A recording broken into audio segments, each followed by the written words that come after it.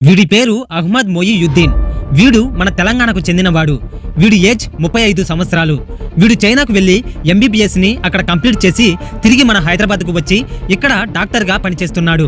అయితే రీసెంట్ గా మన దేశంలోని గుజరాత్కు చెందిన యాంటీ టెర్రరిజం స్క్వాడ్ వీడిని అరెస్ట్ చేసింది. వీడిని అరెస్ట్ చేసినప్పుడు వీని దగ్గర ఏమేమి దొరికాయో తెలుసా? దాదాపు 4 నుంచి 5 పిస్టల్స్, ఇంకా అడ్వాన్స్డ్ వెపన్స్. వాటితో పాటు వీడి దగ్గర క్యాస్టర్ ఆయిల్ దొరికింది. ఈ ఆయిల్ తో వీడు ఏం చేస్తున్నాడో తెలుసా? రేసిన్ అనే ఒక మోస్ట్ డేంజరస్ కెమికల్ ని తయారు చేస్తున్నాడు. ఇప్పటి వరకు సైనైడ్ గురించి మాత్రమే విని ఉంటారు, కానీ ఈ రేసిన్ అనేది సైనైడ్ కంటే 6000 రెట్లు పవర్ఫుల్ అండ్ పాయిజనస్. కేవలం ఒక డ్రాప్ తోనే 2-3 అంతం చేసేయొచ్చు. అలాంటి రేసిన్ అనే ఒక పాయిజన్ ని వీడు తయారు చేస్తున్నాడు.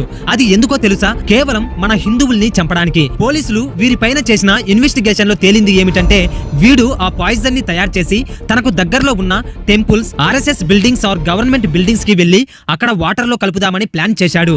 దానికి తగ్గ ప్లాన్ మొత్తం ప్రిపేర్ చేసుకుని ఎగ్జిక్యూషన్ చేయడానికి రెడీగా ఉన్నాడు. సరిగ్గా అదే సమయంలో యాంటీ టెర్రరిజం స్క్వాడ్ వాళ్ళు వీడిని పట్టుకున్నారు.